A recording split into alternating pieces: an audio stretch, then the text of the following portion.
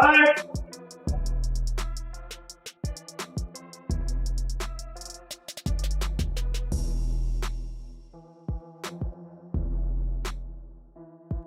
will not fight this fucking guy. He's a fucking monster, but I respect it though because I'm just gonna fucking die, bro.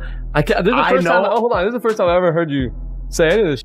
I know. Jake Paul seems to be under pressure as Anthony Joshua shows off his intense training regime ahead of his upcoming fight. The YouTuber-turned-boxer appears uneasy watching AJ's sheer strength and focused preparation. Talks of a potential clash between Jake Paul and Anthony Joshua are gaining serious momentum, with fans and pundits buzzing about what could be a massive showdown. Paul's manager here last week, and he's open to the fight. Any developments on that? Lots. I mean, you know, this bizarre world that we live in, I think Jake Paul is absolutely the front runner to fight Anthony Joshua next. I'm here in New York for meetings about that fight. There's an open dialogue between myself and Nikisa, an MVP. I don't know what to tell you, Bridgie, other than it's mental. I mean, I can't sit here and tell you this is a 50-50 matchup. The whole thing is bizarre. I think it's extremely dangerous for Jake Paul. You know, I've got the general feedback is the boxing world saying, please, AJ, go in and evaporate this young man from the boxing world so we can all get on as normal. You've got Jake Paul fans thinking bizarrely they can beat Anthony Joshua. And the most bizarre thing out of everything is that Jake Paul genuinely believes he will beat Anthony Joshua. Promoter Eddie Hearn has described Jake Paul as a serious contender, revealing that both camps are already in deep talks. The potential fight is being targeted for early 2026, and negotiations are picking up steam. Meanwhile, Anthony Joshua continues to prove why he's one of the sport's elite. His training is no joke, packed with high-intensity strength and conditioning, tough sparring rounds with top-level fighters, and a strong focus on both physical and mental discipline. Where's AJ for you right now? I think he's an icon. Yeah. Like if I ever met AJ, I would be starstruck. I remember being in New York City, my cousin's stag do, which would have been 2017, and he beat Klitschko. Yeah. And it was like, I mean, the bar erupts. It was amazing, right? That was peak AJ. History will be kind to AJ, I think, in terms of where he ranks. History will be kind if he doesn't lose a couple more big ones. Because I know everyone's just got microwave memories where they just remember now. Like he's nowhere near to say Lennox Lewis, is he? No. But in terms of what he carried, nobody can sell an arena. Yeah. Nobody. That's like the he's up there with like stars of other, like sports. He can be compared to Oasis for selling tickets. Yeah, he'll fill a stadium. Yeah, like there was a time when I thought he could fight me and fill a stadium. This like, is what I was just about to say, that irrespective of the opposition. Doesn't matter. Like irrespective. And he will never, nobody, I don't know, Daniel Dubois will never ever have that presence. Anthony Joshua has never shied away from challenging the best in the sport. One clear example was his face-off against Alexander Usyk, a former unified cruiserweight champion who made waves in the heavyweight division. Their first bout, which took place in September 2021 at Tottenham Hotspur Stadium, ended with Usyk claiming a decisive win on points, using his superior skills and ring IQ to outclass Joshua. Finally out of my possession, which I was expecting to win, it just kind of tore me apart. And that's raw emotion live on your screen. Obviously, looking back, could I have dealt with things better? Yeah, of course. But at the time, that wasn't the priority. It was just outpour of emotion. There are so many athletes we're seeing across gymnastics, cricket, rugby and football that have taken time out of their sport to deal with their mental health before coming back in. Did you at any point in that period think, I need to take an extended break away from boxing before coming back in? It wasn't the fact I needed to take a break. You know what it was? I actually watched a lot of like fighters, they've taken time out of the game for those reasons as well. And I think, okay, if they've done it, I should be doing it. But I got to look at myself as an individual. And what it is, I feel like if I take time out, I'm letting everyone catch up. And I want to be ahead. Jake Paul has shown impressive physical conditioning and a strong dedication to his training. However, his in-ring experience is limited compared to seasoned fighters like Joshua. Despite putting in hard work, Paul's training has mainly centered around building fitness and mastering the fundamentals, rather than fighting at an elite level. We also like punch each other and like elbow, like he was on the ground and I was like kneeing him in the face. Like, so you get fighting your sibling to a whole nother level. Training wrestling is so hard. Dana has always been close to my family because of my dad. And then he's like texting Daniel Cormier and like, hey, like Bellemere needs to go to college, where should he go? I was literally cage side sitting next to Nana. The arena, like I literally like get goosebumps sometimes, like thinking of it. I've never heard an arena so loud.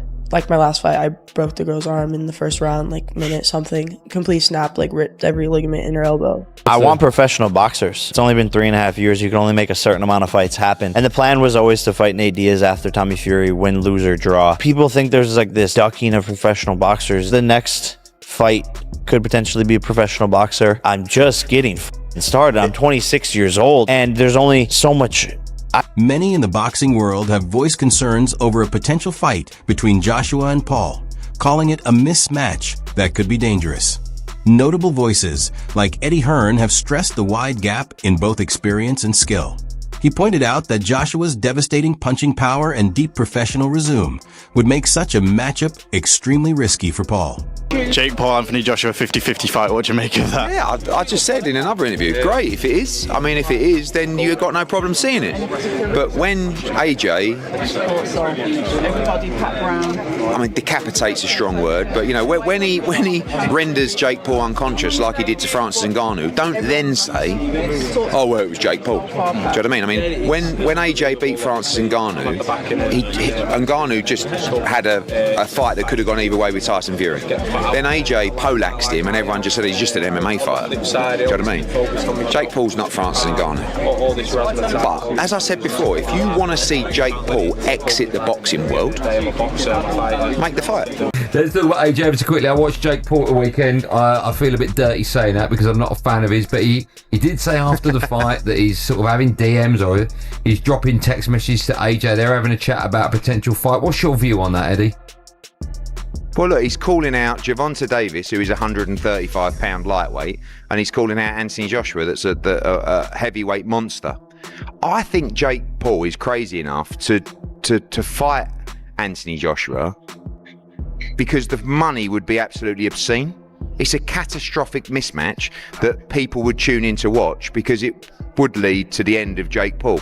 Hopefully not literally, but it's that dangerous that, you know, it's a fight that I don't think should really happen, if I'm honest. I would say about Jake Paul, and I've said this in a couple of interviews today, I do think you start after giving him a margin of respect. You know, I think this guy is going through the motions, he's putting the hard spars in. He just went 10 rounds with, yes, a washed up fighter, but a former world champion that did train for that fight. But they're very clever in terms of the opponents that they pick. They're not going to gamble unless the money's out of control. And it wouldn't surprise me if Jake Paul, wanted to move forward with an Anthony Joshua fight. Honestly, AJ's coming tonight.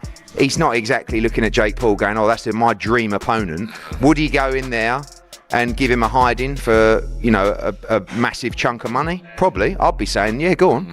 Talk of a Joshua versus Paul showdown has drawn backlash from boxing experts, many of whom see it as reckless and ill-advised.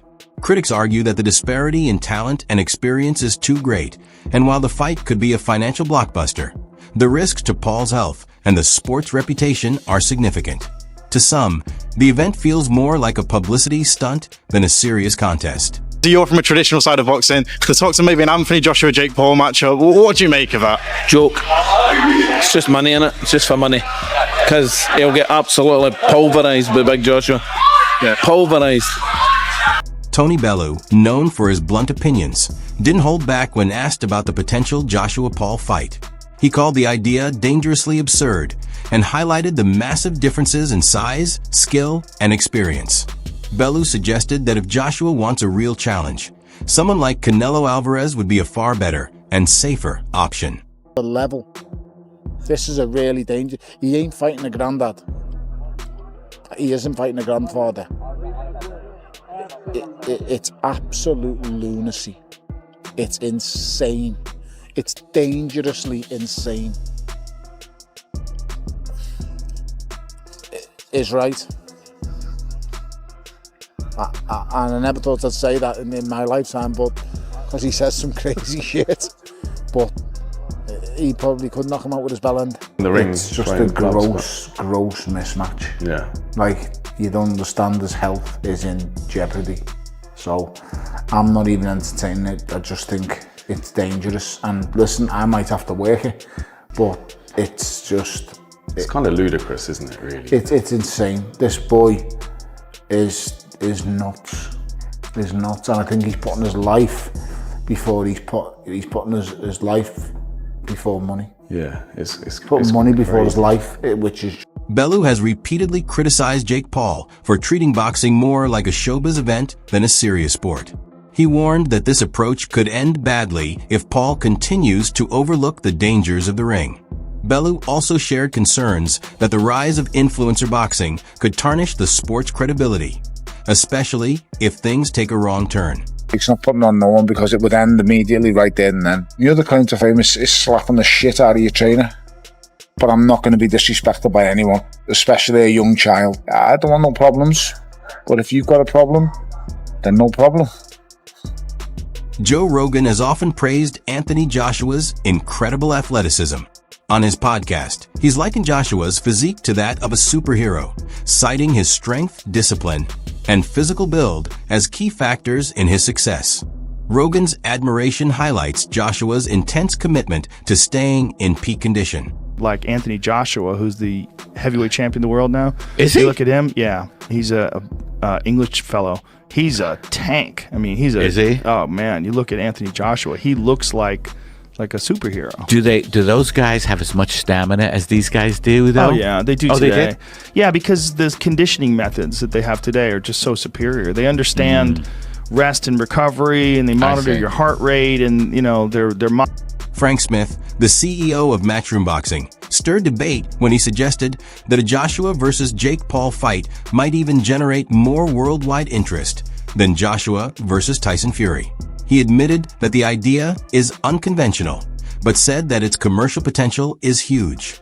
According to Smith, serious talks are underway, with a 2026 event possibly in the works.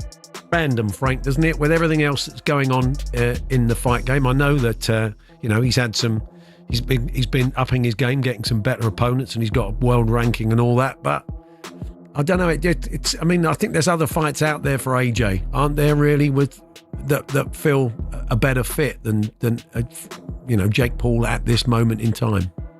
Yeah, look, I don't disagree with you. It is random, but at the same time, it's the biggest fight out there. It's bigger. The reality is Anthony Joshua, Jake Paul on a global scale is bigger than Anthony Joshua, Tyson Fury. And that's the world we live in right now. This revelation has sparked mixed reactions across the boxing community. Some question the legitimacy of such a fight, while others are intrigued by the massive attention it could bring. The debate continues as fans and insiders alike weigh the risks against the potential spectacle. Gets my goat. What is bigger, Anthony Joshua and Jake Paul, Anthony Joshua, or Anthony Joshua and Tyson Fury? And for me, it's absolutely clear what's bigger. It's Tyson Fury and Anthony Joshua.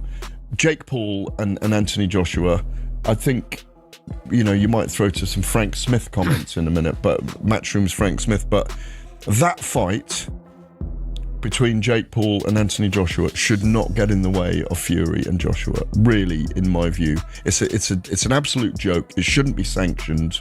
I really don't believe it should be sanctioned. I have a sneaking suspicion that it would be a very big fight. But the biggest thing is us rubbernecking to actually see if they do get to the point where they step in the ring together. Because Jake Paul's an area level fighter, a British area level fighter, and Anthony Joshua is still a killer and a live heavyweight. That should not be sanctioned anywhere in the world, in my view. It's dangerous, mate. Very dangerous. It brings the... UFC interim heavyweight champ Tom Aspinall recently spoke openly about the appeal of a potential fight with Jake Paul. According to Aspinall, the main draw isn't the competition, it's the massive payday. He admitted that for many fighters, the financial rewards tied to facing Paul are hard to ignore. Who's the greatest of all time in boxing? Boxing? Heavyweight. Me. I agree. I mean, do you get upset when they start throwing other names? Listen, all right, I'm not being egotistical, okay? They said they know. If you put up some statistics or something, ask the world. Not one guy, 10 guys, ask the world. Watching Netflix on Friday night, Jake Paul, Mike Tyson? Yes, I was. But what did I make of it? I think commercially and a business sense, thought it was absolutely fantastic. Both men made a ton of money. So best of luck to them. Congratulations. As far as the boxing fight, it wasn't a fight. It was a tip and tap. Don't hit me, I won't hit you. Circle the ring a little bit. Make it look good. That's all it was. So I don't really... Jake Paul's habit of calling out high-profile legends has rubbed many fans the wrong way. Critics argue he's more focused on creating buzz than proving his worth in the ring. At one point, Paul expressed interest in fighting Gervonta Tank Davis, a fighter from a much lighter division. Davis competes as a lightweight, while Paul fights at a much higher weight class.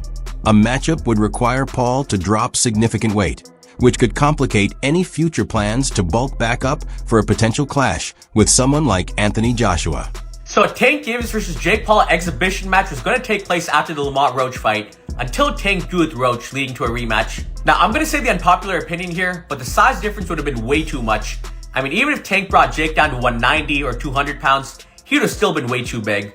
I mean, no matter how good a lightweight is, they would have almost no chance against a cruiserweight or heavyweight ranked top 200 in his division. And I'm sure people are going to bring up Floyd Mayweather versus Logan Paul, but Logan is just not a good boxer relative to Jake.